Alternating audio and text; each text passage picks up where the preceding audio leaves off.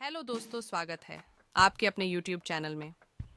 आज हम आपको भारत के सबसे महान सम्राटों में से एक चंद्रगुप्त मौर्य की कहानी सुनाने जा रहे हैं। यह कहानी है एक साधारण बालक के संघर्ष, बुद्धिमत्ता और साहस की, जिसने पूरे भारत को एकजुट कर दिया। कैसे एक गरीब लड़का जिसे राजा बनने का सपना तक नहीं था, भारत का पहला महान साम्राज्य स्थापित कर सका। चलिए जानते हैं चंद्रगुप्त मौर्य की प्रेरणादायक कहानी। चंद्रगुप्त मौर्य का जन्म एक साधारण परिवार में हुआ था। उनका बचपन कठिनाइयों से भरा था, लेकिन किस्मत ने उनके लिए कुछ और ही सोच रखा था। एक दिन महान आचार्य चाणक्य की नज़र इस बालक पर पड़ी। चाणक्य ने चंद्रगुप्त में एक महान योद्धा और राजा बनने की संभावनाएं देखीं। उन्होंने निश्चय किया कि वे इस बालक को तैयार करेंगे और उसे नंद वंश के अत्याचारी शासन से मुक्ति दिलाएंगे। चंद्रगुप्त को तक्षशिला विश्वविद्यालय में शिक्षा दी गई, जहां उन्हें राजनीति, सैन्य रणनीति और युद्ध कला की गहरी समझ दी गई। उन्होंने धनुर्विद्या, खड्ग विद्या और राजधर्म में महारत हासिल की।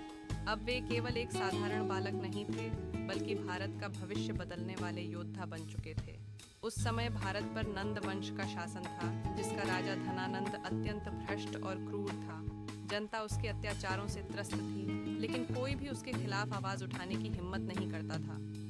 चाणक्य और चंद्रगुप्त ने तय किया कि वे इस अत्याचारी शासन को खत्म करेंगे, लेकिन यह इतना आसान नहीं था, क्योंकि नंद वंश की सेना अत्यंत शक्तिशाली थी। चंद्रगुप्त ने पहली बार धनानंद की सेना से युद्ध किया, लेकिन वे हार गए। यह हार उनके लिए एक बड़ा सबक थी, लेकिन उन्होंने हार मानने की बजाय इसे सीखने का मौका बनाया।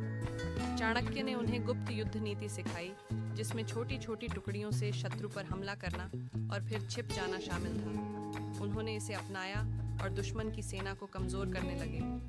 धीरे धीरे चंद्रगुप्त की सेना मजबूत होती गई और अंत में उन्होंने पाटलिपुत्र पर हमला किया। इस बार धनानंद को हराने में वे सफल रहे। नंद वंश का अंत हो गया और चंद्रगुप्त मौर्य भारत के नए सम्राट बने।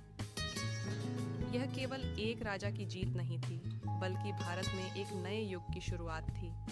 अब मौर्य साम्राज्य का निर्माण हुआ, जो भारतीय इतिहास का सबसे शक्तिशाली साम्राज्य बना। लेकिन चंद्रगुप्त मौर्य की कहानी यहीं खत्म नहीं होती।